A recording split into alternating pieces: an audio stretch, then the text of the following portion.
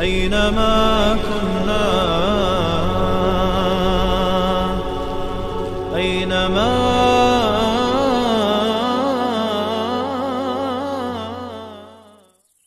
بسم الله والحمد لله والصلاة والسلام على رسول الله اما بعد. السلام علیکم و رحمت الله و برکاته.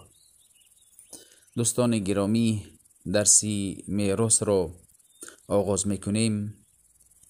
درسی میراث درسی خیلی مفید است و مهم است بر مسلمانان. پیامبر صلی الله علیه و سلم در یک حدیث میگویند شما علم میراث را آموزید و به مردم نیز تعلیم بدهید، زیرا نزدیک است که من از نزد شما بروم به دار آخرت بپیوندم.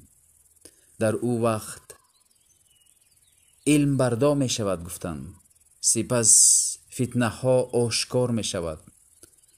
چنان علم بردا می شود که مردم جاهل نمی دانند از احکام شریعت، خصوصا میراث را نمی دانند و دو نفر برادر به یک دیگر تلاش می کند و کسی نمی یابد که حتی مالو که از پدر و مادرش مانده است او را چگونه تقسیم بکنند. برای همین علم میراث اولین علمی که از بین امت مسلمانان، امت پیامبر بردا می شود. می بینیم که در این زمان کسی به میراث کار ندارد. یک مرد اگر 10 فرزند داشته باشد، وقتی که از این دنیا می رود، پدر مادرش یک شخص از این دنیا وقتی که می رود، مال و ثروتش را پسری خردیش می گیرد. دیگر فرزندهایش از او میراث پدر بهره نمی گیرند. در حقیقت این بسیار اشتباه است. الله در قرآن میراث را تقسیم کرده است و آن فرزندها از میراث پدر حق دارند، فقط پسر خردی نه. برای همین کسی که به این اهمیت نمی دهد در حقیقت او گناهگار می شود. آن فرزند کوچکی که میراث پدر را به دعوای این میکند که من نگاه کردم پدر مادره و دیگر از میراث دیگر برادرهایش را محروم میسازد، در حقیقت گناهگار می شود، ظلم میکند. زیرا الله میراث را تقسیم کرده است. حتی دختر میراث میبرد.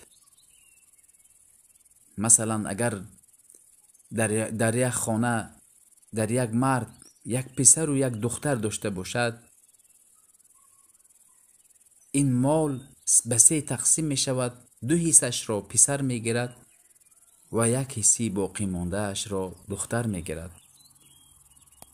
للذکر مثل حظ الانثیین. الله می گوید که آباؤکم و ابناؤکم لا تدرون ایهم اقرب لكم نفعا.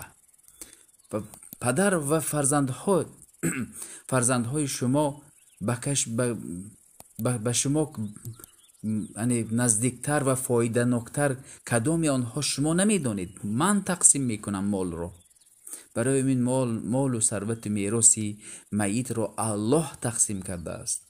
الله به فرشتگان و به پیامبرها حواله نکرده است، بلکه خودش تقسیم کرده است. برای همین ما به این علم اهمیت بدهیم. ان شاء الله حلقه دوم را در درس‌های آینده بر شما میگذاریم.